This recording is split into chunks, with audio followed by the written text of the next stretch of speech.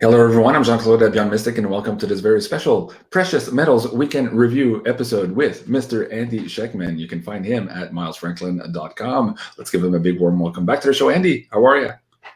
Good to see you, JC. Thanks for having me, buddy. I'm well. Hope you are too. Been too long. Been too long, been extremely busy.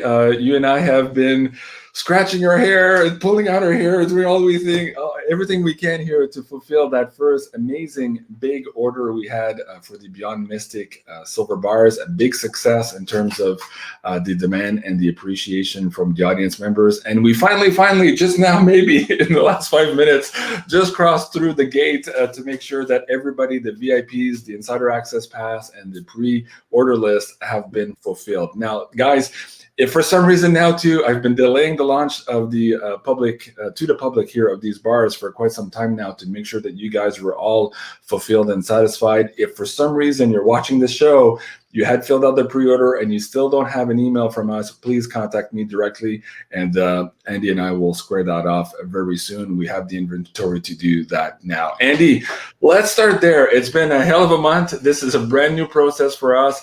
Explain to the audience members here the mountains we had to climb to make all of this work here for our first together. You know, there's a good number of people out there that I'd personally like to express my sincere apologies, because this was a learning experience for us. It was less the learning experience of a brand new machine and the production of the bars and the packaging of the bars, as much as it was mostly in dealing with clients outside of the United States. And you have a lot of fans around the world, and let's use Canada as an example. The amount of time that we were surprised, shocked actually, the amount of time that it took even to get a shipping quote from UPS up into Canada, 15, 20 minutes at a pop. And there were some decisions made without my knowledge about order minimums, about shipping parameters, and needless to say, I know it upset me very much. I'm sure it upset some of you out there. I'm sure it upset you too, Jean-Claude. I think everything that went into the United States went without a hitch. When we started attempting to ship a couple, 2, 3, 4 bars internationally, it became something that we needed to very quickly change the way we were doing things, because the way that we have always done things, typically it's larger orders going internationally, and when we were getting 40, 50, 70, 100 requests a day for quotes at 15, 20 minutes a pop, my operations blew up. And nonetheless, what it forced us to do was refine and improve our process, and it is now. We don't have those order minimums any longer, and we have a much more efficient method of shipping and getting quotes and whatnot. So I want to apologize to you first and foremost, Jean-Claude. I understand very well that your reputation is the most important thing, and by extension, if we are doing something that is upsetting anyone, it just, I can understand that this is something that is not what we want to do, and to maintain your impeccable reputation. I just want people to know that this was a growing pain problem on our end, and we learned as we went. I apologize for the hiccups. I think we've made it right with just about everyone out there outside of the US. We fixed it. Moving forward, it should be much, much smoother, and I just want to say thank you for your patience as we jumped upon this endeavor, which by and large has been fantastic, minus a few hiccups that I do believe we've ironed out moving forward. Well, very good. I appreciate that, Andy. And there's a lot of love in the chat already from the people who's already received their bars. Ruth saying, hey, I got my beautiful bars on my birthday. Thank you, and happy birthday to you, Ruth. Sue, also love my bars. And you know what's cool, Andy? I've been getting tons and tons. Lisa says, yeah, I had a great experience purchasing my bars. Silver rounds too, no problem. We appreciate you both. Lakeside Laura, thank you, Lakeside. I appreciate that. We're getting all of these pictures, Andy.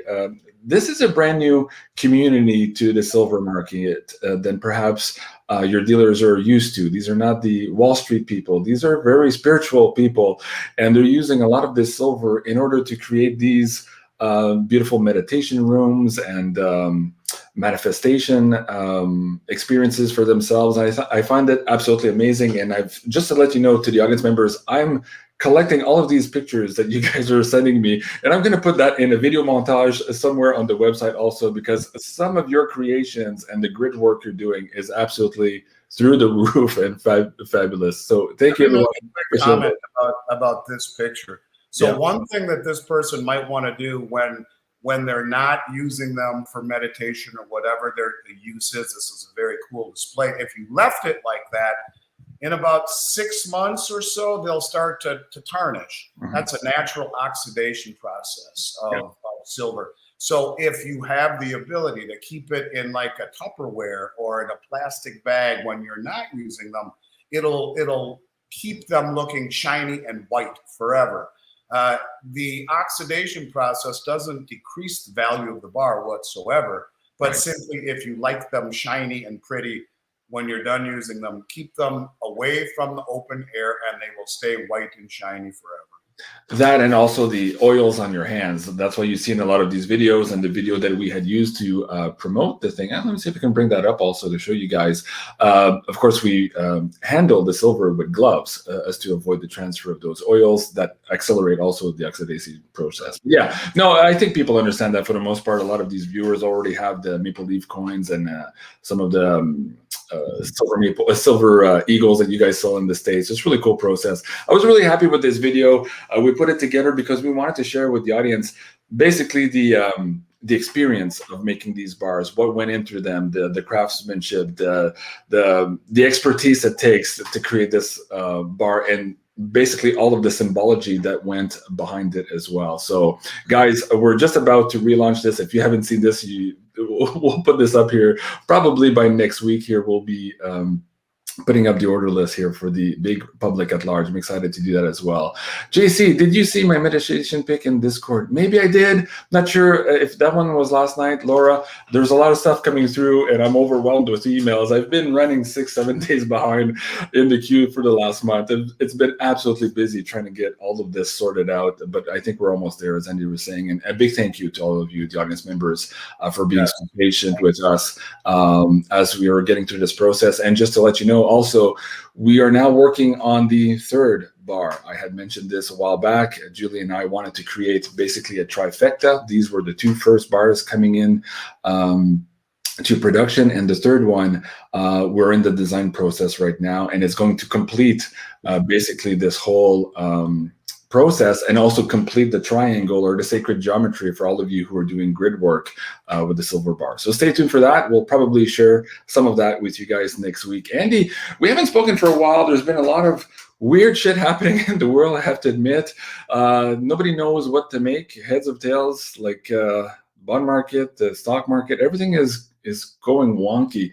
What can you share right now in terms of the silver market, the gold market? What's happening in relationship to this craziness we're seeing in our world right now? Oh, Andy, I think you're frozen on the screen. Did I just lose you? Guys, I think I lost Andy. Or did I lose me? Guys, give me a 5x5 if you can still hear me. Did I lose connection? It says live. Live. Looking for a 5x5 in the chat, guys. What's happening? Can you guys still hear me? Okay, 5x5. Okay, I'm still here. So let me text Andy on his phone. Hold on. I think you lost con. Please try again. You're frozen. Okay. Yeah, so Andy lost connection there. Okay. So we'll be back in a moment here.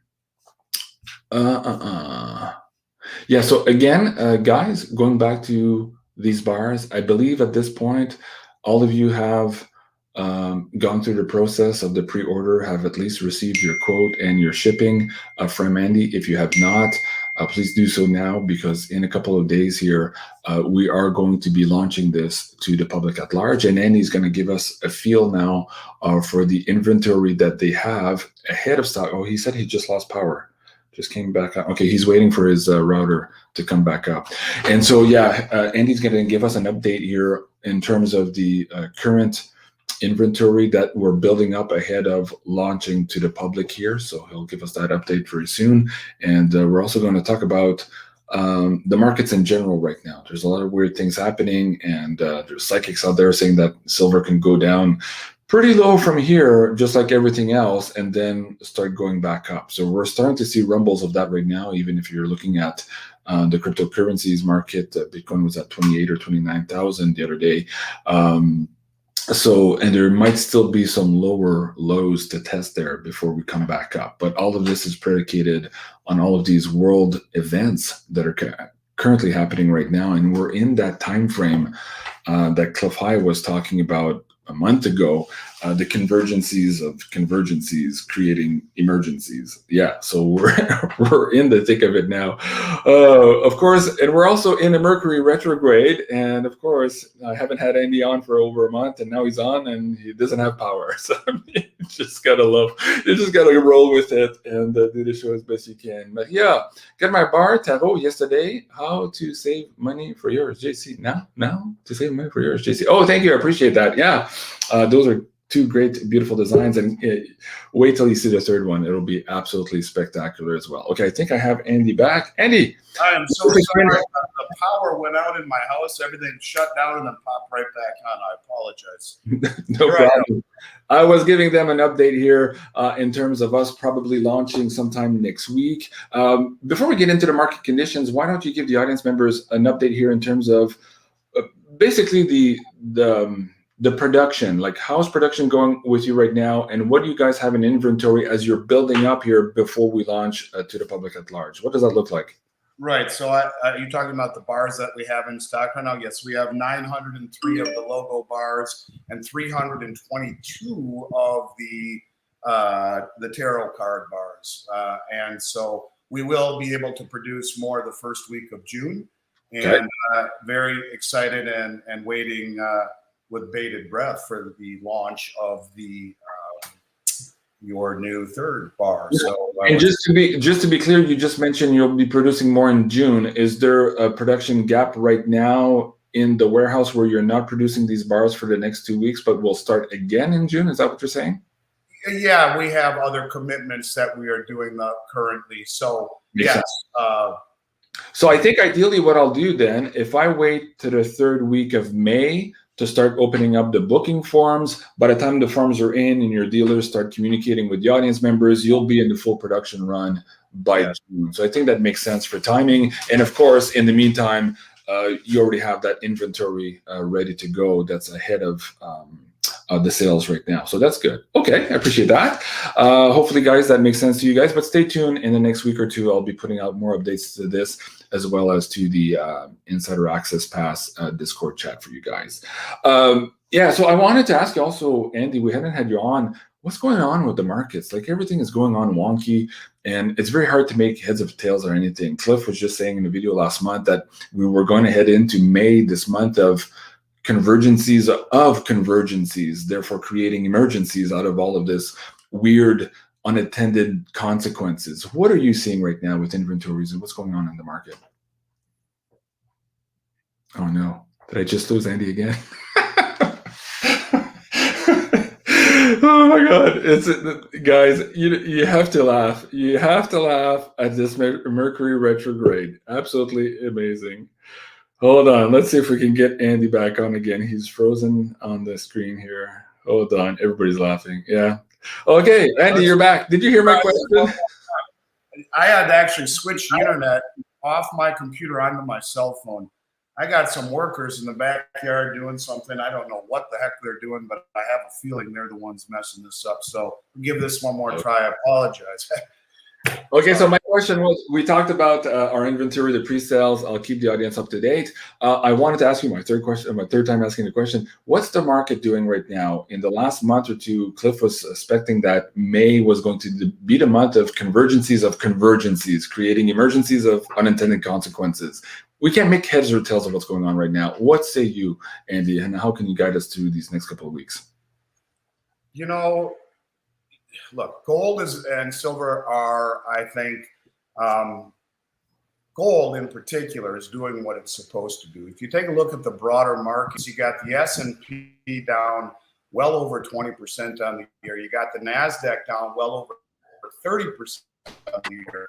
You have the Russell the brush of the U.S. international companies.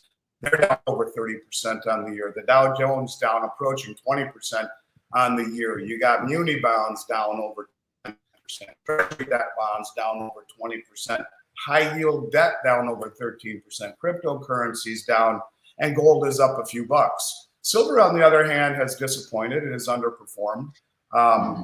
We don't need to get into my feelings on manipulation because you know how I feel. The markets are manipulated 100% for whatever reason. And I think gold and silver more than others because they are the barometer of the health of a currency.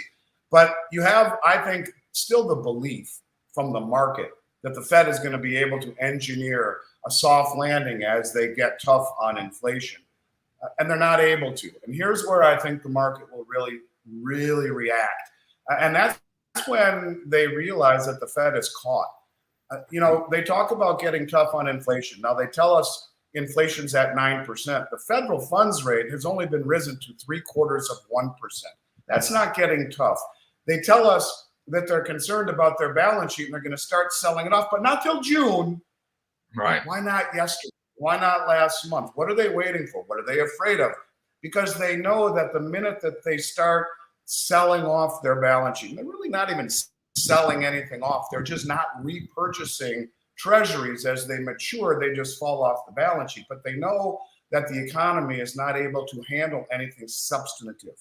We often talk about this Paul Volcker moment where in 1980, with runaway double-digit inflation, he raised the federal funds rate to 19.75%. Can't do that any longer. The whole economy implodes. So what do getting tough on inflation? They raise the interest rate on the federal funds rate from 25 basis points. And for all you people out there, 100 basis points is 1%. So they raise the federal funds rate from 25 basis points to 75 basis points. Not even 1%, yet inflation is 20 plus times that. And that inflation, I've done an interview on this show with you and John Williams, who will tell you inflation is closer to 18% if it was calculated the way it used to be, as the core CPI strips out food, energy, and housing, the three most inflated things. Anyways, the bottom line is simply this. If the Fed were really serious about getting serious about inflation, instead of a 50 basis point rise on the federal funds rate, they would have gone 500 basis points, 5% or more. And why did they continue to add to their balance sheet after they told us it wasn't transitory? Even though we laughed when they told us it was transitory, we knew it wasn't. Why are they telling us they're waiting till June? And they can't. And, I'd like to just talk about one other thing, JC, and it's just a little bit of a recap of the things that you and I have talked about, because I think I'm kind of shocked at how fast they've progressed. We talked about how Saudi Arabia signed a joint military cooperation agreement with Russia the day after we left Afghanistan. And I got online and told everyone this is the biggest deal of all time. The day after that, they signed it with Nigeria. Well, both of these countries have already agreed to sell oil to China for yuan, as has Russia, as has India. They're trading rupee and ruble for arms. All of these, and Venezuela, and all of these other, and Iran, all of these. And to add insult to injury, what's happening in Europe right now, and the ultimatum here in terms of the energy bill coming from Russia, adding to that stress you're just talking about now. Yeah, you're right. And then you get into the geopolitical things. Now you got Finland and Sweden wanting to join NATO against his warnings. But here's the deal. So what I'm getting at is simply, my hypothesis is simply this, that the Fed is telling us they want to get tough on inflation, but they're not. They're jawboning. They know that if they raise rates, because all of the money that was injected into the system over the last 2 years, north of 60% of every dollar ever created. Now, if you look at the way that they changed the M1 numbers, John Williams will tell you it's about 60% if you use his metrics. If you use the new numbers, it's 80% of every dollar ever created in the history of the United States has happened in the last 2 years. And all that money went into assets, blew up all the assets. Housing prices are not supposed to double in a year. And so you have houses and stocks, real estate, equities, and bonds, stocks, bonds, and real estate at all-time highs. The Fed knows if they raise rates, everything blows up. But look at what's happened. So you got a crack in the dollar hegemony. JC, I ask people, what makes the dollar the world reserve currency? No one ever gets it. Nobody ever gets it. What makes the dollar the world reserve currency is the protection of the Saudi kingdom, period. And the agreement by the Saudis and OPEC to sell oil globally in dollars, period. So every single country on the planet must own dollars in order to buy energy. If all of a sudden you are seeing all of these countries, Iran and China and India and Venezuela and Nigeria, the big OPEC producing countries say, we're done and we're selling it to China in yuan, their Chinese petro-yuan bond that is immediately convertible into gold on the Shanghai Gold Exchange, all of that money is now no longer going into the dollar. And when you weaponize the world reserve currency the way that we did, kicking the Russians out of SWIFT, it is not for us. It's kind of like what Trudeau did. It is not for us to tell the world who can and who can't use the dollar if we are the custodian of the world reserve currency. That's supposed to happen on its own, not unilaterally by our decree. And so what's happening is all the world is saying, is this us next? Are we going to be next? I guarantee you Saudi Arabia is thinking, is this us next? China's thinking it, is this us next? So all of these countries are being incentivized to move away from the dollar. Here is your Klaus Schwab Great Reset moment, all right? And so the Fed doesn't want to do it, so what do? They create a villain. OPEC, Russia, China, the BRICS nations. They weaponize the dollar. They push everyone into the open arms of the Chinese and their CIPS system, the cross interbank payment system. It's just like the SWIFT. They've built something that usurps the West's ability to sanction through SWIFT. Now they're all signing on to these new plans, like the Belt Road Initiative we talked about, 75% of human population, over $8 billion in transactions have already gone down on the Chinese digital yuan since 2021. Here's what I think is going to happen. And here's your great reset moment. OPEC says, you know what? We're being protected by China and Russia right now. We've struck deals already outside the dollar. We're going to open up payment in other currencies. And when that happens, bang, like that, bang. All of those countries that have had dollars creating this massive demand for the US dollar because you have to have dollars to buy oil, they dump it. They dump dollars. And then their neighbors see, oh God, they're dumping, and let's dump. We're going to lose everything. Everyone dumps dollars. Those dollars come flooding home, creating massive hyperinflation. If you think inflation is bad now, wait till the dollar loses its world hegemony, its petro reserve status. It's happening right in front of you. You have to see this. When the dollar dumps, what happens? Interest rates spike. Stocks, bonds, real estate vaporize like that, and the dollar collapses too. And in a matter of hours, literally, stocks, bonds, real estate, and the dollar all collapse when the dollar is no longer the single world reserve currency. And I'm telling you, if you ever wanted to create a story from where we are right now and say, how do we get a great reset? That is exactly how, because the four pillars of wealth, stocks, bonds, real estate, dollars, all collapse because a good portion of the world would rather not own dollars if they don't have to. If they don't have to have dollars to buy oil from OPEC and they can do it in yen or yuan or ruble or rupee or euro or whatever it is that OPEC opens it up to. And you know what? It's in OPEC's best interest. If they don't need to be protected by us anymore. Oh no, I think we lost Andy. Don't you hate losing connection right in the middle of a powerful rant? Andy's on fire, and of course he's just frozen on screen. Oh, let me see if I can get him back on here. Let's see what he's going on. Andy, you're lost again. Andy, you're frozen. I think what we'll do, guys, we'll cut this episode maybe a little bit shorter here, and we'll come back and do an update to this maybe next week or the week after. I think you get the point.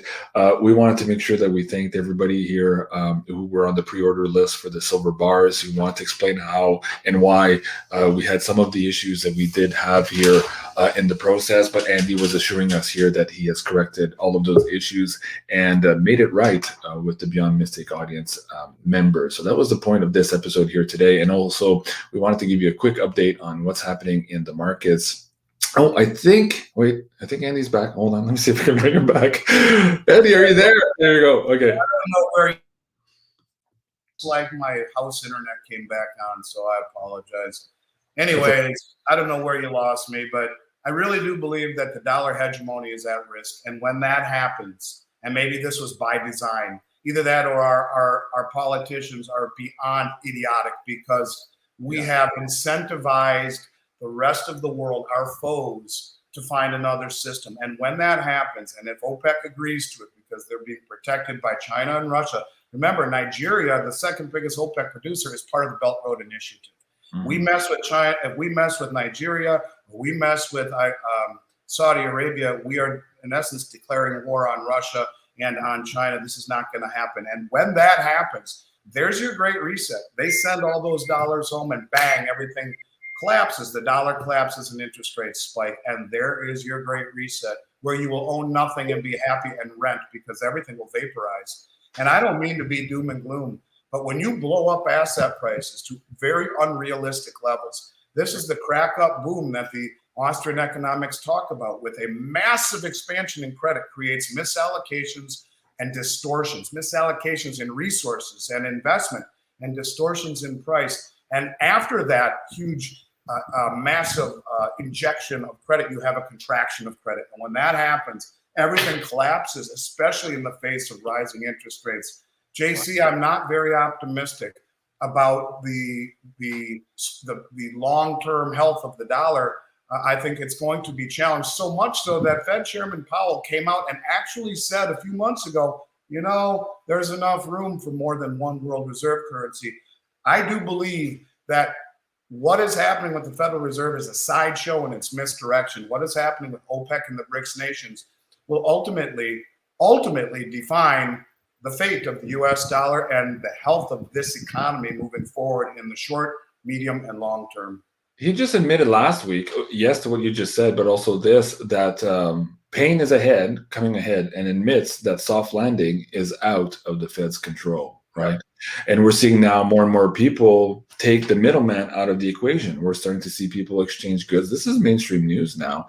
And we're also seeing that people are using their credit cards now to make ends meet. Again, talking to this hyperinflation that is closer to the 20% than what they're talking about. And I agree with John Williams of the numbers that just came out showed that personal savings is down to a 9-year low. And when you talk about the inflation that we're seeing, it's very quickly going to make that an all-time low, as people are paying in the U.S. an average of over $4 a gallon in gas, and in some parts over $6. Now that's nothing new to you in Canada, but in the U.S. it is. And when you talk about the cost and increase in food, in energy, it's really hurting a lot of people. It's getting rid of all of their disposable income. But another thing that people need to think about is, you know, just by their jawboning and raising rates by 50 basis points, look what's happened to the 30-year mortgage. It's pretty much doubled in a year. And with very, very low interest rates and housing prices that have gone to the moon, that makes your home an ATM where you can refinance. So people are like, geez, my house is now worth $1 million. It was only worth $500,000 a year ago. With interest rates, we can refinance, pull out $250,000, buy a boat, take a trip, pay my mom back the money I owe her, and then pay less than we did the month before. That type of stimulus where people were pulling money out of their home to buy things and do things and whatever they're doing with the cash, those days are gone now too. So they're gone, and it's accelerating because somebody was telling me the other day from an analytical point of view that this 50 basis point increase a couple of weeks ago made it so that most of the mortgage were sitting around 8%. And if there was another 50 basis point increase, that mortgage rate would go up to 10, maybe 11%. Most people can't afford the 6% mortgage rate right now on their huge mansions, right? So this is going to create a lot bigger problems. And we're just talking about 1-2%. We're not talking about Volcker, 20% interest rate. So and there's one point I'd like to make about that. The term is called Gibson's paradox. Right. So sometimes you'll hear the talking heads say, well, rates went up by 50 basis points, and that's not good for gold. That's such crap, because Gibson's paradox says it is the inverse relationship economic term between real interest rates and gold. And the reason gold got crushed in 1980 is because Volcker raised the federal funds rate to 19.75%, which was above the 17 or 18% rate of inflation, killed inflation in its tracks, but killed the gold bull market because the real rate of return was greater than the nominal rate or than the inflation rate. The nominal rate in this case right now on the 10-year treasury is 3%, but the real rate is negative 6% because you subtract the 3% you're getting paid from the inflation and you get negative 6% per year compounding on 10-year treasury. So people say, well, gold doesn't pay any interest. Well, I say it sure beats the hell out of negative 6% compounding. So I'll take that on Sunday. Yeah. Yeah. And that's the reason why they can't get tough on inflation and why there's a long way to go in owning precious metals. But one last point for people holding metals, this is not to get wealthy. This is to get you out of the system. It is wealth. And when these things happen, when rates rise, when the markets come down to a level that is more commensurate with equilibrium between inflation and interest rates and prices, price discovery, you'll understand very quickly why it's important to own metals, because stocks, bonds, and real estate are all inversely correlated into a rise in rates. And it's less important on the real rate with what we have right now than it is on gold. And so 50 basis points in this case translates into a double of the mortgage rate in a year. Well, what happens if they really get tough and raise the federal funds rate to 7 or 8%? Now you got mortgages at 12, 13, 14, 15. It's over like that. Yeah. You just talked about getting out of the system. You and I had the same talk with Bill Holter about a month ago or 2 months ago. And yeah, silver and gold is the wealth. It is the IOU you exchange for those promissory notes. And what's interesting too, like we're seeing still tightness in the supply. There's still a lot of brokers that are months out and trying to get the products for you. The shipping delays are huge. Now, I know that you, Andy, have been working really hard in the last couple of weeks, getting every IOU kicked back to you. All of your relationships you and your father have been building for decades, and you're using your roles as a primary broker here to get more metal into the shop. What do you have for the audience this week? And is there anything new here that we haven't talked about also that's coming up, ready to ship from you guys here at Master? I have all of those. I have Kilo Valcambi bars, which are some of my favorites. So these are amazing coins, and these two, the koala and the kookaburra, which we do have some left, and I was able to buy $3 million worth from a client in Singapore who had them shipped to us. That's how hard it is to get stuff nowadays. And so the RCM bars, I bought the last allocation, everything the Royal Canadian Mint would sell me, I bought. We still have those. And at that price right there, JC, that's a better price than anyone's offering in the United States, not even close. And then as far as the Kilo Valcambi bars, they may be the best value in the industry. Now, I don't have a picture for you. I just got word from my operations that we were surprised with another several thousand bars that we have on our way to us. We'll have next week. If you send me that, if your staff sends me that today, I'll put it up on the next shows while you're gone next week on vacation. So if just send me the and they're about the size of an iPhone. They're my favorite value right now. They come in boxes of 15. Well, I have these for the audience. These are the PAMP. These are the PAMP. It looks just like that. Yeah, exactly. So we have those, and I mean, I have sovereign mint coins, but the premiums on the coins are just really high, and it's hard for me to recommend buying coins, even though I love coins, when you get such a better value buying the bars. And look, we are struggling to keep inventory, and we're working night and day to do so. It's never been more difficult. But I got validation again the other night when listening to an interview with Rick Rule, where he echoed what I've been saying, that if you take the Joe six-pack all the way to the Harvard Endowment Fund, the allocation of precious metals in portfolios across the United States is 0.5%. Yeah. When people wake up and realize, my God, I'm losing so much because interest rates are rising, what are we going to do? Where are we going to go? If just 5% allocation moves to precious metals, and by the way, in 1980, that was an 8% average allocation. The average has been 2.5%. If we just go to 2.5%, that's a 5-fold increase in demand. Overnight, this industry will run out of product. And it's not just a U.S. North American thing anymore. You have inflation roaring all around the world at least since World War II, all-time high since that point in most countries. And so you have inflation, you have instability, you have geopolitical, you got war, you got Trudeau doing what he did, you got kicking out of the SWIFT. All of these things are making people wake up to alternatives. And very quickly, I think, when things start to really get shaky, you will see people shift from those traditional assets and look for somewhere to go. And I really do believe it will be into metals, because even though a lot of people believe cryptocurrencies are a safe place to be, my concern about cryptocurrencies is what Wall Street has done to it. You know, all of this money that's been created over the last couple of years, a lot of it. I mean, look at Michael Saylor with MicroStrategies, how many billions he owns worth of crypto. When I took out a $200+ million loan to buy more for his hedge fund. So, you know, if it drops low enough, he's going to get a margin call. You have... Well, what you're just talking about there too explains this. A lot of people are worried in the crypto market how Tether, the USDT pair here with a lot of our cryptos, is basically using all of this printed money to manipulate the price of cryptos. And now we're seeing how just one investor withdrawing $7 billion here is creating a huge havoc in the system. So I agree, like in cryptos, buyer beware. There's a lot of volatility there. There are still some very good coins and some very good tokens that have legs for the future, but like everything else, you really need to study and pay attention.